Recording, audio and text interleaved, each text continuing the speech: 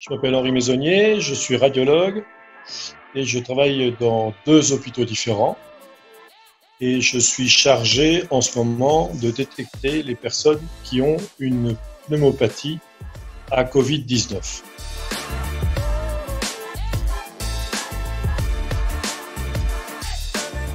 Je n'ai aucun stress. Je dois dire que quand j'étais plus jeune, il y a eu l'histoire du sida qui est arrivée. Et j'étais très jeune radiologue et c'était le même problème. Les gens n'osaient pas faire les examens à des gens qui avaient le sida parce qu'ils avaient peur de l'attraper. On connaissait pas bien ce truc-là, tu vois. Et donc, en fait, moi, je crois que les maladies contagieuses, c'est comme tout, on apprend à les gérer. Et voilà, donc moi, j'ai tellement de fois drainé des abcès ou des trucs comme ça. C'est contagieux quand tu draines un abcès tuberculeux. Donc, j'ai l'habitude de ça. Donc, je me protège, je mets un masque, je mets ce qu'il faut. Mais si tu veux, quand on a l'habitude, on n'a pas peur.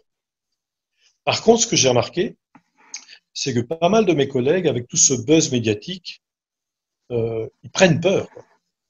Et c'est irrationnel, quoi. Il y a des gens qui ont peur et qui paniquent et qui s'enferment dans leur bureau. Et ils travaillent de leur bureau, mais ils ne sortent pas. Et moi, je suis toujours resté avec mes équipes. Parce qu'il y a des tas de problèmes différents qui arrivent. Tiens, celui-là, il est peut-être malade, celui-là, il est certainement malade.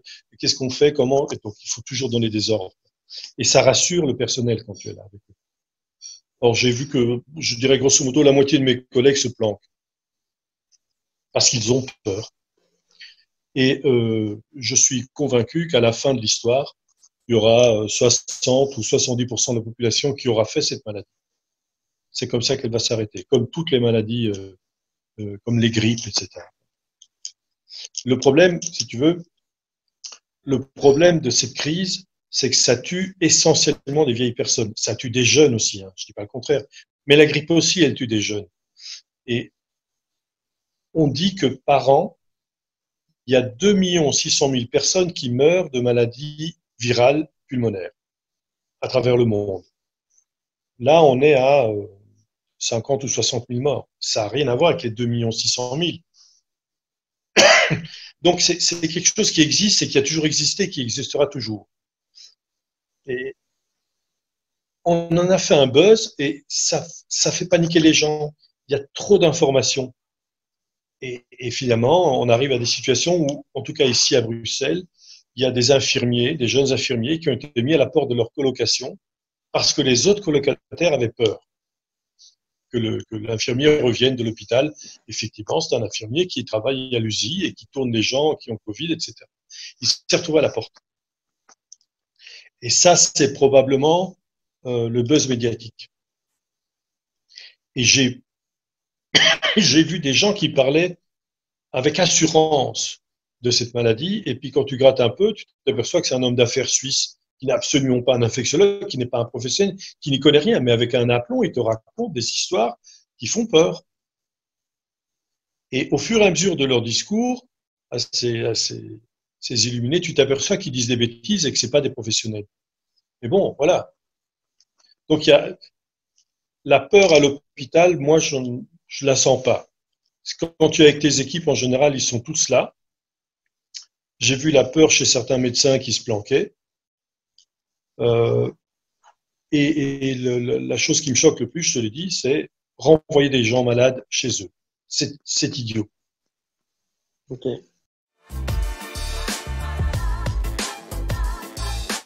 Grosso modo, ça va. Mais ce qu'il y a, c'est que les gens imaginent que l'hôpital est en ébullition. En fait, c'est pas vrai. Il y a certains secteurs qui à l'hôpital sont en ébullition. Par exemple, les soins intensifs, par exemple, là où on met les Covid. Mais en chirurgie, il n'y a plus rien. C'est-à-dire qu'aujourd'hui, on n'opère plus, sauf les urgences, pour ne pas occuper les lits qui vont servir à la vague des Covid. Donc, la moitié d'un hôpital, c'est des opérations. Donc, il y a une moitié d'hôpital qui ne fait rien. Donc, il y a certains secteurs qui sont sous pression et d'autres qui sont à l'arrêt. Et c'est très bizarre.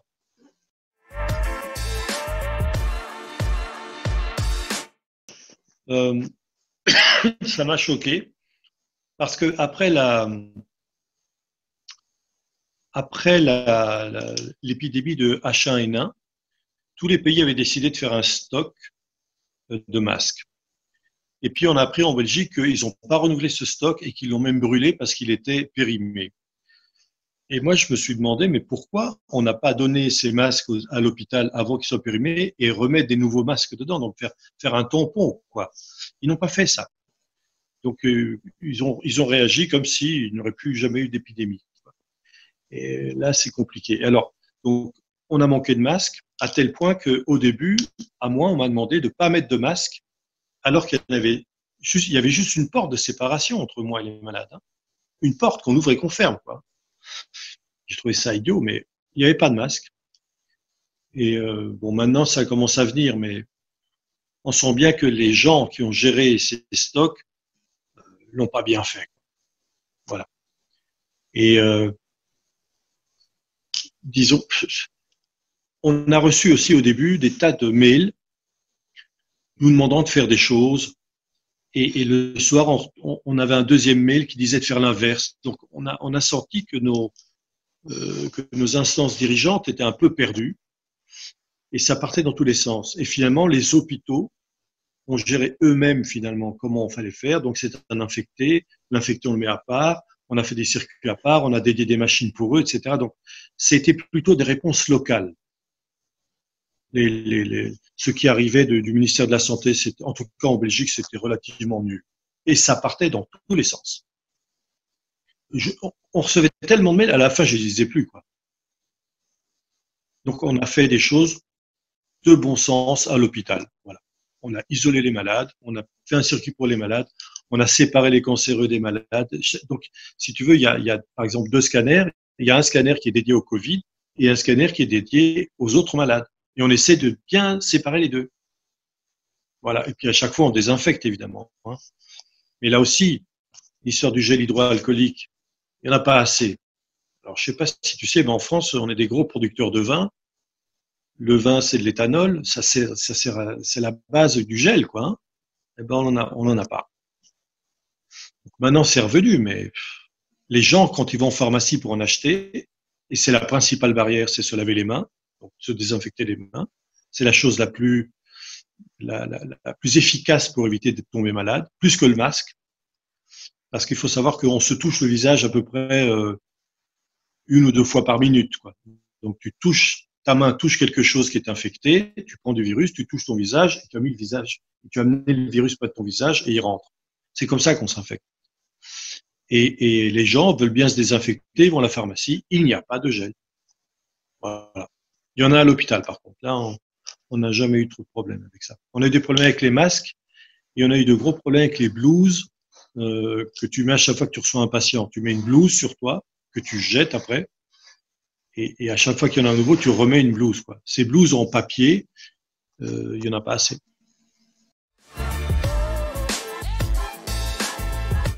Non, du moment que tu expliques, en expliquant que c'est surtout les vieilles personnes qui vont être atteintes, que ce sont les gros. J'étais impressionné par les personnes obèses. C'est les plus atteints aussi.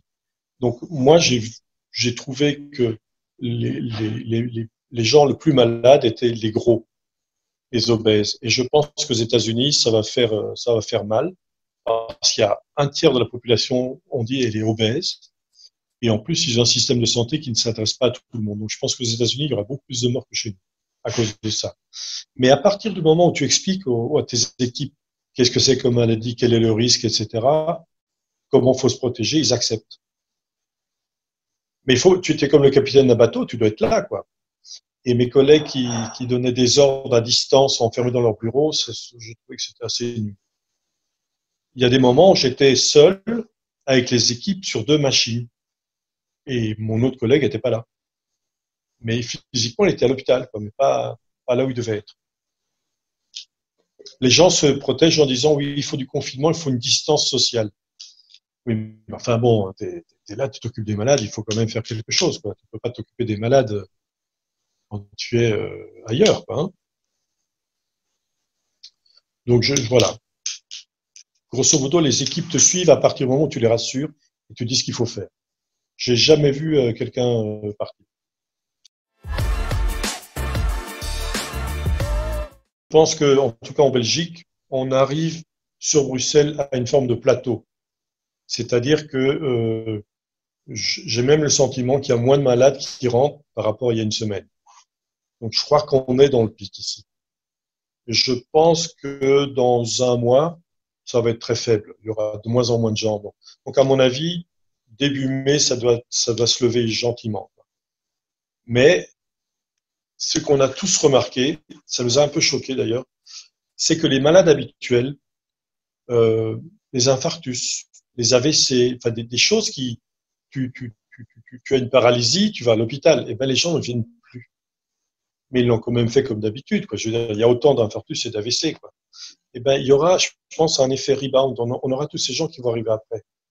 Mais c'est dangereux, quoi. Je veux dire, tu fais un infarctus et tu restes chez toi parce que tu as peur d'aller à l'hôpital, parce qu'à l'hôpital, il y a des gens qui sont malades et qui sont infectants. Donc les gens ne viennent pas, ils ont peur. J'ai vu énormément de gens refuser de téléphoner pour annuler leur rendez-vous ou des choses comme ça. Les patients ont peur et c'est une erreur. Hein. Si tu fais un infarctus, tu dois aller à l'hôpital. Hein. Et il n'y en a pas. Alors qu'on en avait plein. Donc il y a les gros cas qui arrivent, mais les petits cas ne viennent pas. Mais petits cas peuvent devenir gros. Hein.